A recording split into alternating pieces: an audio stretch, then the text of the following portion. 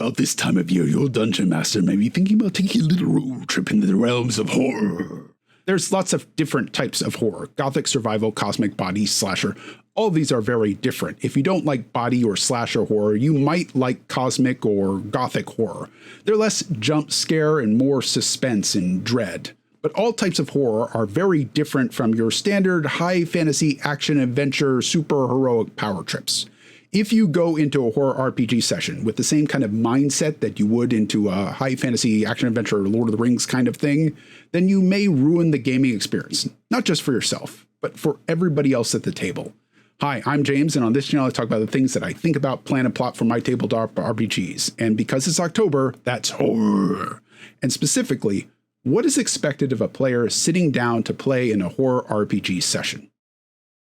To get the experience that everybody wants out of a horror game, the players need to go along with the mood of the game. In the language of game design, this is part of willing suspension of disbelief.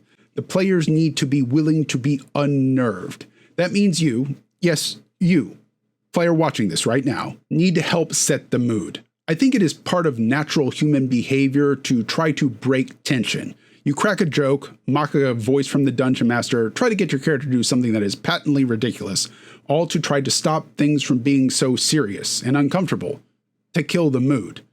You're going to need to do that less. It's not that you can't joke or have emotional sides. Even in horror, we need an emotional release. The Fitchian curve is not a linear line. Just, we need to drop the punchline and move on. Heroic fantasy can usually withstand a 5-minute dissolution into memes and side conversations, but horror is more fragile. Once that punchline has been delivered, or that emotional beat has hit its high point, the Dungeon Master is going to need to quickly pull you right back down into unease, dread, and terror. In horror novels, television shows, and movies, it's in those moments like a party being thrown, or a funny moment where a character steps in a bucket and makes a lot of noise and everyone goes, "Oh, I thought you were the monster, but it's just you stepping into a bucket." Or when two characters kiss, that the unsettling music starts to creep back in, and we subconsciously know that we've hit the high point on this horror roller coaster, and now it's straight back down into terror. And you, as a player in an RPG game, need to be willing to go along with it. Otherwise, the illusion is going to shatter. You're among friends here. It's okay and you are safe to feel a little uneasy. To make a game feel like horror, you're going to need to set aside some of your more gamey behaviors and do some things that are possibly against your natural interests as a player. Things that are going to lower the life expectancy of your character. How often when watching a horror flick or reading a horror book do you think, "Don't go in there, that's a stupid thing to do. Why would you wander off alone with a killer on the loose?" Those are the kind of things that the horror genre needs you to do, or it doesn't work.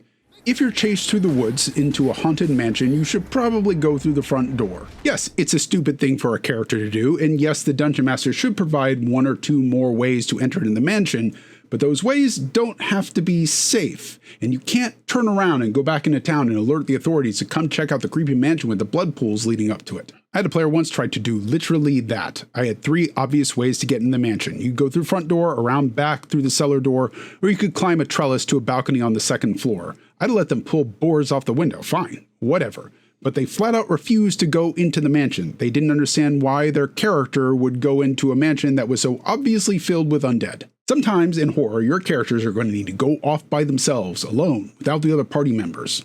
There's a mantra in TTRPGs, never split the party. And I bristle at that as a hard and fast rule, but it is good general tactical advice, and for new Dungeon Masters, it is generally easier if all the characters are in the same scene. In horror, that kind of tactical safety of all the members thinking is specifically against the genre. It needs you to be willing to split up. One of you is going to go check out the cellar, one of you is going to go check out the attic, and we'll meet back here in 10 minutes. Sorry to tell you this, but one of you is not going to be back here in 10 minutes. These games are less about your character being a badass and more about the struggle of normal people to survive under these circumstances. You're typically not trying to kill the monster outright, but trying to find a way to survive and imprison it. You're not a space marine with a minigun, you're the member of a crew on what is the equivalent of a space semi-truck. You're not a renowned astrophysicist or a surgeon turned wizard whose studies may have equipped them to grapple with the amoral interstellar beings, but a librarian who happened to see something they shouldn't have. Your character should be just as vulnerable as everyday humans. No training, ill-equipped, and without any special powers. Don't go into a horror session with the ability to see in the dark, fly, immune to poison, or immune to sleep, or anything of that nature. Just plain, boring mortals. It's tempting and I think natural to think, it's okay if I play an elf with dark vision though, right? There's 3 other players going to Curse of Strahd, so most of us will be human. Except the other players are thinking the same thing, and you're going to end up with a party with an elf, a dwarf, a tiefling, and a dragonborn, and you all collectively screwed the Dungeon Master just a little bit. It's that much harder for them to set the mood when each of the characters has one of these invulnerabilities. If your character has dark vision and there are creatures that are prowling a dark hallway, your character can see them and then warn the other players and then prepare for the encounter. That's thinking like a heroic fantasy player, not a horror player. These games are less about being powerful and more about being powerless.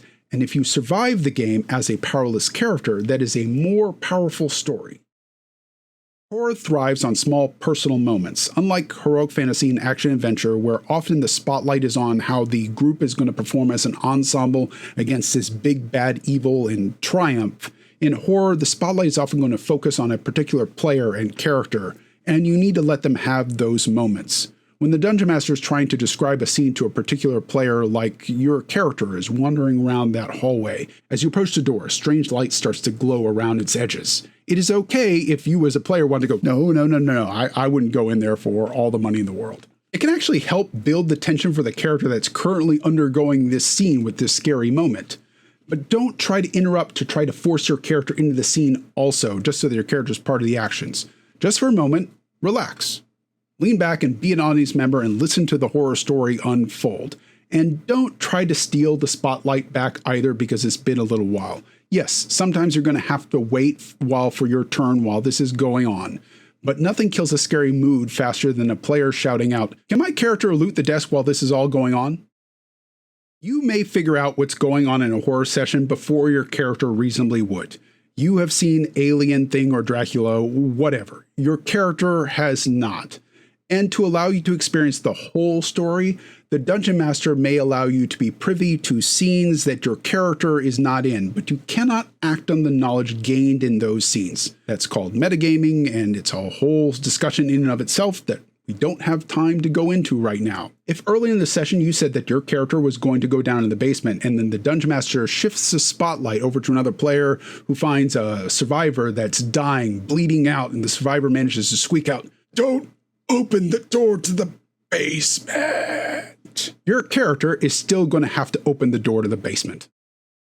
Horror puts our characters in situations that we would run in terror from if it were real. We do it because we feel safe and comfortable. We get a little bit of an adrenaline rush out of it, and things look brighter on the other side. But it's not everyone's cup of tea. I don't like slasher flicks. I do like gothic horror. I find body horror gross, but I will make an exception for aliens. And I like zombie and survival horror. The zombies are eating people, and that's gross, but I'm not repulsed by it and wanting to flee from the room in terror. You need to be clear with your Dungeon Master on where you're willing to go, and the Dungeon Master needs to not be an ass and cross those lines. If you don't feel comfortable playing horror with this group, or you just don't like horror in general, then say no. Do not feel beholden to the group to turn up just so that they have a full group, and don't do it just because you're going to feel left out. It sucks to be the one left out, but not everyone enjoys the same activities. Many of my friends like football. I could care less about football.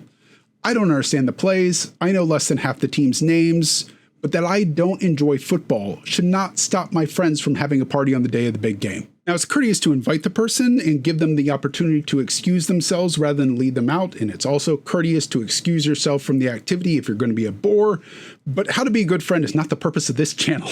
If you don't enjoy the genre and you go to a horror game, you're going to have a miserable night, and it is probable that your friends are going to have a miserable night too. They're not going to get to enjoy the game that they wanted to play, and it's probable that they are also feeling pretty bad about their friend who is uncomfortable there.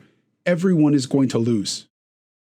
Horror is one of the genres that I think tabletop RPGs deliver better than almost any other medium because they put you in the spot of the character. I talk more about the story aspects of RPGs because it's more system agnostic, but I like the skirmish tactical aspects of RPGs just as much as I like the story aspects. But horror doesn't really lend itself to tactical aspects. If we're gunning down hordes of demons, then that's not a horror experience, even if it has a horror aesthetic. Treat a horror game less like a combat skirmish tactical game and lean into the survival, exploration, and story elements of whatever game you're playing. Buy into the genre. Embrace playing a mere mortal desperate to survive, and respect the other player's moments in the spotlight. Separate your knowledge from your character knowledge. And while I cannot promise that your character will survive, you will survive. Now are you ready to open the door into the basement? I promise you, it's fine.